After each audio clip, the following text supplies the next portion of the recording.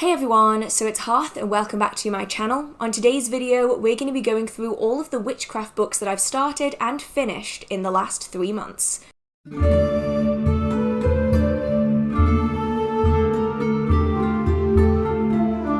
For those of you who have never been on this channel before, or who perhaps haven't seen these videos before, I love witchcraft books, and I read a lot of them both for my personal practice, but also for my job.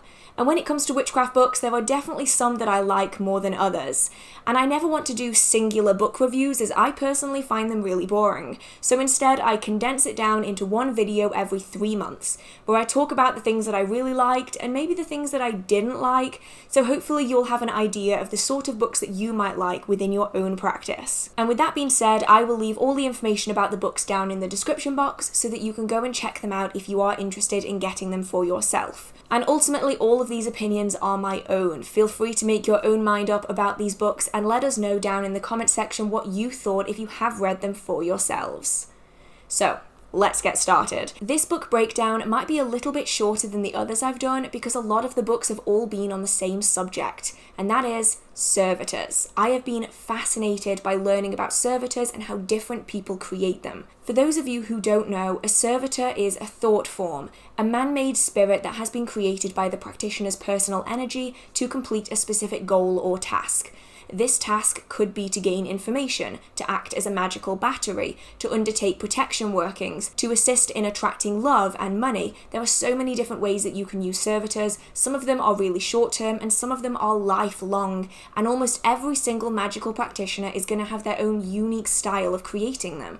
And so I wanted to learn as many different styles as I could to see which kind I can add into my own magical practice to develop my own skills in this subject. And so I ended up reading quite a few books. Some of them are really good and I would thoroughly recommend them, some of them not so, but ultimately they all cover the same subject, just in slightly different ways. And really, which books you're going to prefer is going to depend on your own style of magical practice, as well as the way you like to learn. So the books on this subject I've been reading so far have been Creating Magical Entities by David Michael Cunningham and Amanda R. Wagner, What is a Servitor by Eunique Divination, Create a Servitor, Harness the Power of Thought Forms by John Kreiter, and Magical Servitors, Create Your Own Spirits to Attract Pleasure, Power and Prosperity by Damon Brand. Now some of these I got all the way through, some of them I haven't quite finished, but I have a good grasp of whether or not I like them or not. Now of all of these, the one I'm going to really focus on is my absolute favourite, and that is Creating Magical Entities by David Michael Cunningham and Amanda R. Wagner. This one out of all of them was my absolute favourite. I'm pretty certain that I sat through it in one sitting, which is quite unusual when it comes to witchcraft books for me. Usually my mind starts to wander and I get a little bit distracted by other things, but this one I enjoyed so much. It was really easy to follow, the language was really accessible, it laid it out in a really simple way that you could effectively follow to create your own servitors, and I just really enjoyed it. It's definitely going to go into my list of favourite books that I've read this year, and I've read quite a lot of books so far this year. The information on this book goes as follows. Creating Magical Entities is a comprehensive reference manual that presents step-by-step instructions for creating entities through astral manipulation that will change your life. This manual, written by 3 practicing occultists, reveals magical and alchemical methods, many which have been lost and suppressed through the ages, in a refreshingly modern way that magical practitioners of any tradition can understand. And I have to admit, it was so easy to understand. I really enjoyed having different perspectives. There's also additional information in this book that goes through examples of how each of these 3 practitioners will undertake the same practice in slightly different ways. They talk about their own personal experiences, which I think is really important when it comes to something like thought forms, which a lot of people don't really understand unless you've been in the community for a while. Thought forms and servitors can be a little bit confusing. It's hard to know what they are and what they aren't. And so it's nice to see their first-hand accounts of their own experiences with this particular subject, which is one of the many reasons why I loved this book so much. I actually gave it 5 stars, and the only note that I wrote for this book is amazing, enough said. which should really tell you that I liked this book. Oftentimes I'll write a lot of notes if I take breaks between reading, but with this one, I just blasted my way through it.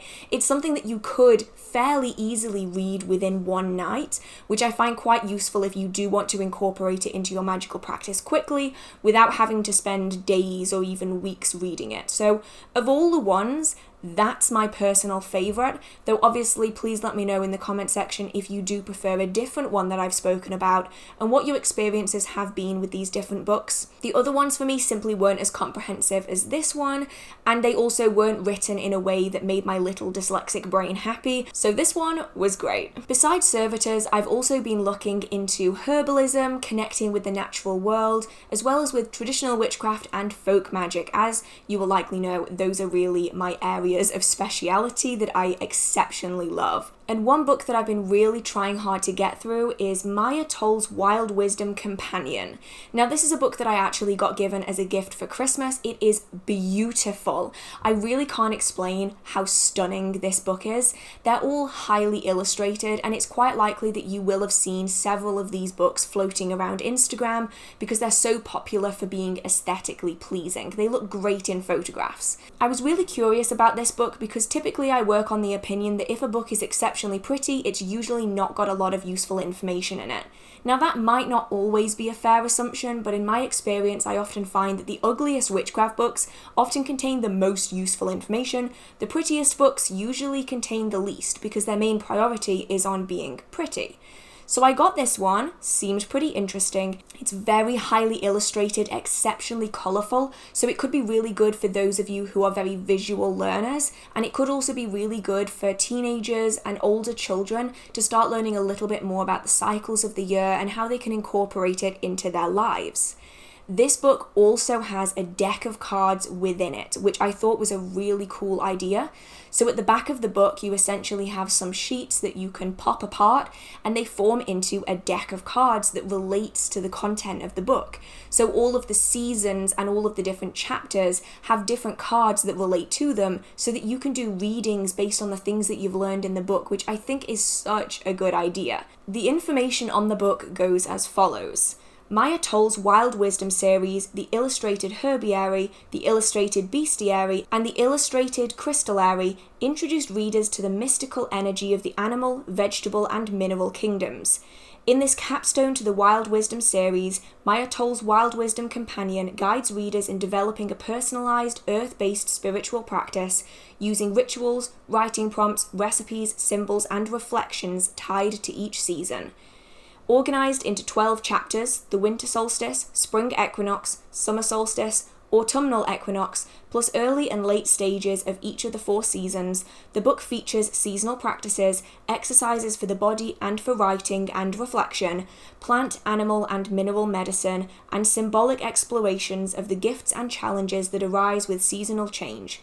Original illustrations by Kate O'Hara illuminate the symbolic richness of the text, and 28 pop-out oracle cards plus 4 bound-in pocket pages enhance the invitation for readers to use this interactive guide as an ongoing tool for cultivating the sacred in their own lives. This book is really interesting. It is, however, incredibly difficult for me to read.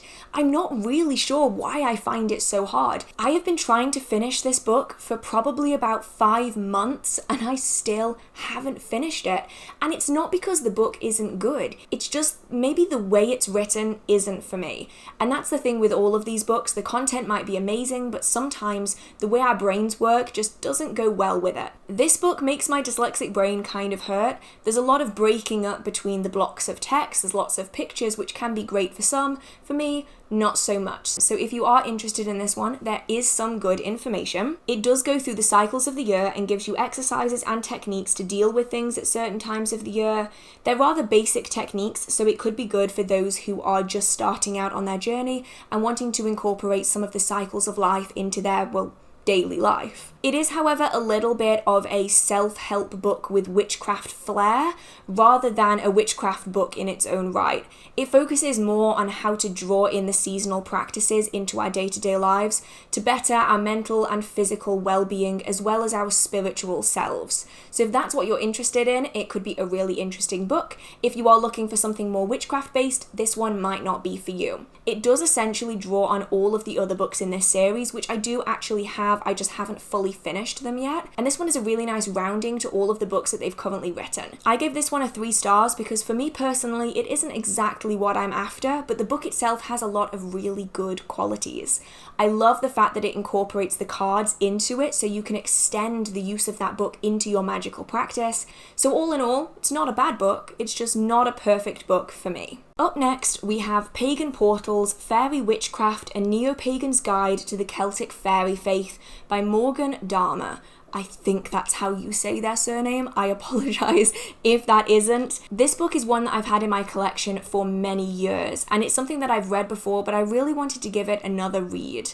It's a pretty small book that's been created by Pagan Portals. Now, typically, Pagan Portal books aren't my favourite because they're quite expensive for something that's really small. This book is only 98 pages long, which is really, really tiny, but it can be good as a starting point. They're really easily accessible. You can find them in a lot of retailers, both online and in person, and it could be a good springboard for people who maybe aren't sure if they're really interested in working with the Fae, or whether they're just curious and maybe it'll pass. This could be a good option. And also Morgan has other books on this subject that you can then delve further into if it is something that you do enjoy. Now, the information on this book reads as follows. Many neo-pagans today are drawn to honour the fairies, but find that the modern day path to fairy is hidden in mist and shadow. Yet the path is still there, waiting for those who are ready to seek it out. This is a guidebook for those seeking a path that combines modern neo-pagan witchcraft with the older Celtic fairy faith. Topics include basic beliefs and practices, holidays, tools, altar setup and theology, with the intent of giving the seeker a solid grounding in the basics of modern fairy witchcraft. So this is one of the many fairy books that I have in my collection, and it's pretty good. I gave it a 4 stars.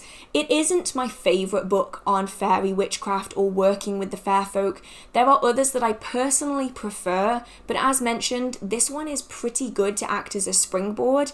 It's also written really beautifully, so it's really easy for people to get started in if that's something that they're after, because a lot of books on fairy witchcraft were written in the late 1800s, early 1900s, and the language kind of shows. It's very difficult to read, they're very dense, so this one is definitely far more accessible than some of the others that I like. The author also talks about the fair folk in a similar way to how I've personally experienced them. It's the way I've spoken about in videos in the past, and so if you like my particular way of explaining things, this book does cover things in a very similar way. A lot of what it does cover is the Irish fairy faith, which could be interesting to a lot of people. It goes over different practices, different holidays, different ways that you can connect and work with fairy allies within your magical practice and your spiritual practice. And overall, it's a pretty interesting book. It is, however, definitely a neo-pagan view of working with the fair folk, and so it does contain a lot of Wiccan influence. So all about the festivals, the Sabbath, setting up altars and the like, very much have a Wiccan flair to them. For some of you, that's going to be fantastic, and it's going to fit really well in with the practices and the style that you already have. For others, it might not work so well, so just bear that in mind. But generally speaking, if it's your first book on the fair folk, you probably won't be disappointed. It's a pretty easy read, and it's also really accessible, which is always great. We then have one of my favourite books of the last 3 months. This is Plants of the Devil by Corrine Boyer. Now this one got 5 stars off me. I thoroughly enjoyed it. I actually have several books by this author and they are all phenomenal, but this is the one that I got round to finishing this time. The information on the book goes as follows.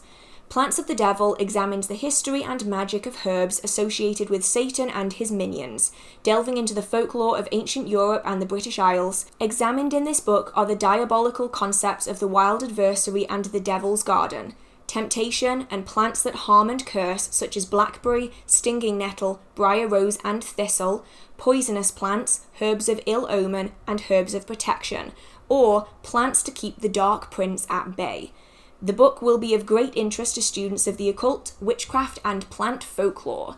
This one I loved. Once I started reading it, I couldn't put it down. Full 5 stars from me. I really appreciated it. The one thing that I will say is that if you're after a book that's going to touch on how to use these plants today, this one probably isn't going to be for you. This isn't a book about identifying these plants. This isn't a book about using them in the modern day. It's a book about how they were perceived and why they were perceived in such a way throughout history within both the culture of the British Isles and Western Europe, but also in the magical traditions. And so if you are interested in traditional witchcraft and folk magic, this one could be such a good read.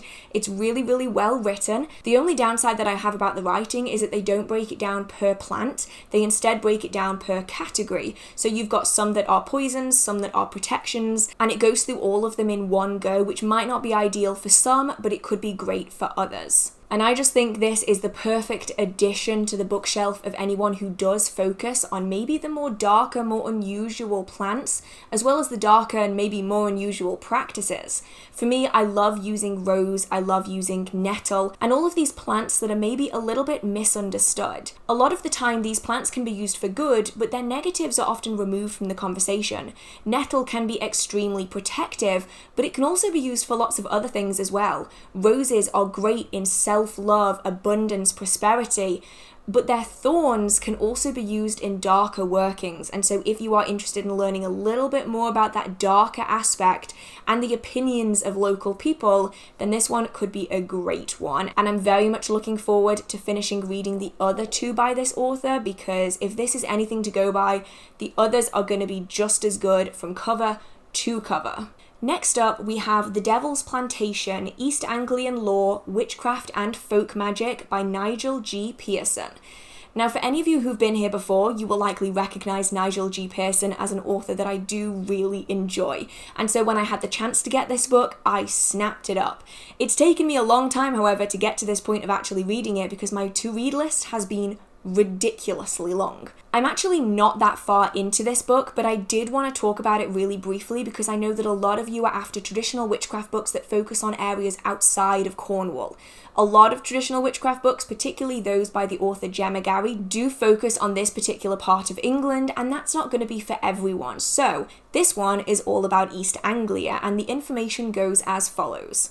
Taking its name from the lost black book of the famed Cambridgeshire witch, this book guides the reader through the traditional witchcraft of East Anglia, which teems with landwights, mermaids, giants, wart cunning, toad lore, folk magic, and witchcraft. Within these pages, you will discover the secret practices of the good folk that have been nurturing in England's witch country. And this one, I'm only a little bit in. I already really enjoy it. The start of the book goes over a little bit of history about the area, and it really helps you to get acquainted with the place, even if you've never been there yourself. I really enjoy learning about the different styles of magical practice within the British Isles, even if I don't incorporate it into my own tradition. And for me, not only is this book on a really interesting topic, but the writing style is also really easy for me to read. So if you are similar to me and you do struggle with certain reading styles and writing styles, this one could be a good option for branching out when it comes to traditional witchcraft.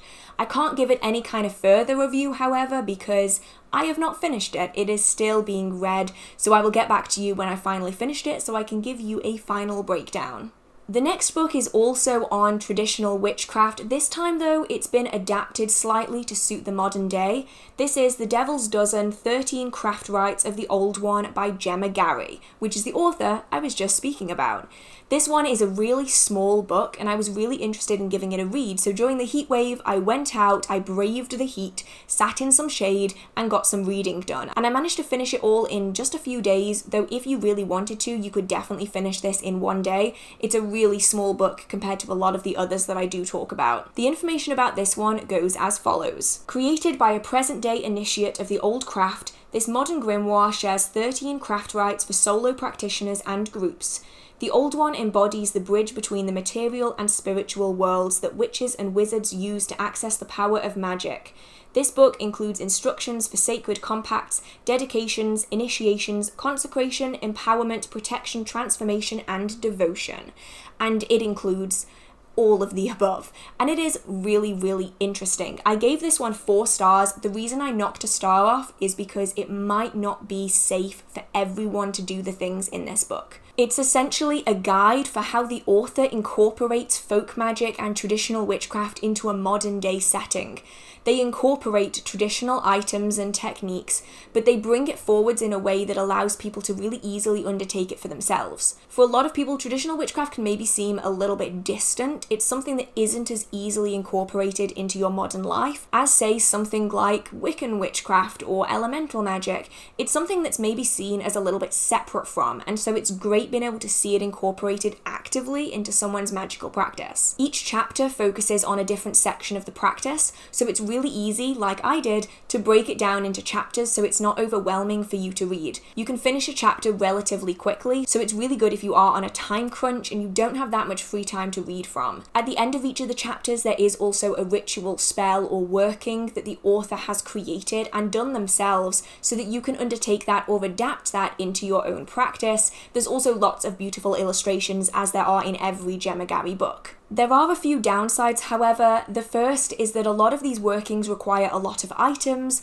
Many of these are not going to be accessible for a lot of people, so just bear that in mind. They're also quite difficult to bring to the location that you're doing the working, and oftentimes you have to walk quite a long way to get there, so it could be quite tricky to bring everything with you, but obviously you can adapt some of these workings to probably involve less items if that's what you're looking for. My one main concern with this book is that it does discuss people doing this alone, and yet a lot of the workings within the book do include you travelling out, probably quite a long distance, into a remote location, alone, at night, and spending several hours, if not the entire night, out there, sometimes entering into trance states. As much as I'd love to say that this is safe for all of us to do everywhere in the world, it simply isn't, and so I do just want to make people aware that please be incredibly careful if you're going to do any of these rituals, specifically if you're going to do them alone.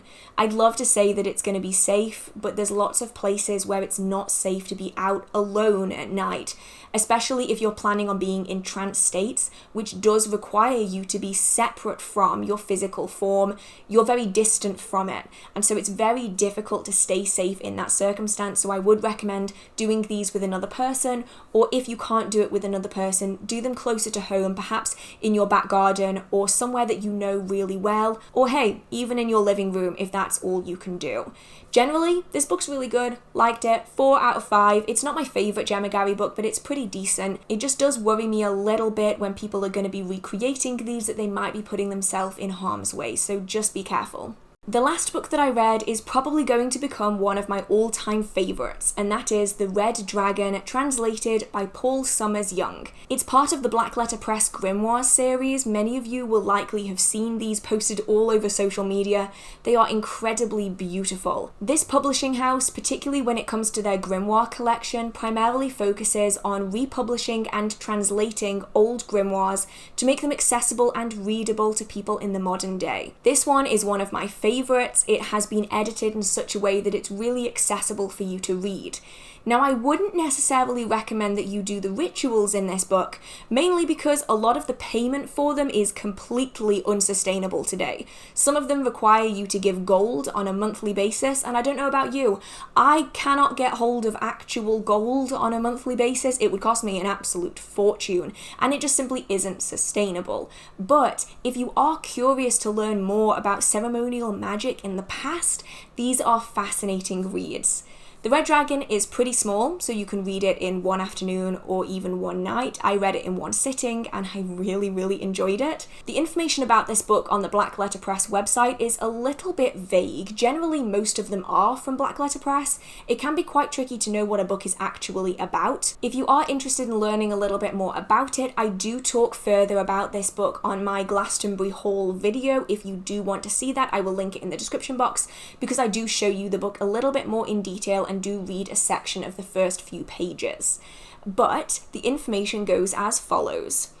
Translated, edited, and introduced by Paul Summers Young, The Red Dragon, also known as the Grand Grimoire, is one of the most sensational and notorious black magic grimoires.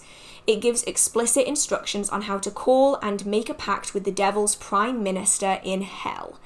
This one is super interesting. It's not going to be for everyone, particularly those of you who aren't really interested in learning about the more darker styles of practice, but for those of you who are interested, this one could be pretty good for you. I definitely enjoy having it as part of my collection, and I'm hoping to work my way up to getting more and more books by this publishing house because they're definitely really interesting, and a lot of you I know are just like me and really enjoy the more obscure, more interesting books about occultism, witchcraft, and everything else. So those were all of the books that I've started and finished over the last 3 months. As mentioned, I will leave the information to all of these books down in the description box, and I would love to know if you've read any of these yourself. What were your opinions on these books? Because obviously this is just my opinion. Different people with different styles are going to think differently. So let's have a conversation about all of these books in the comment section, and I'd also love to know what your most recent witchcraft book has been.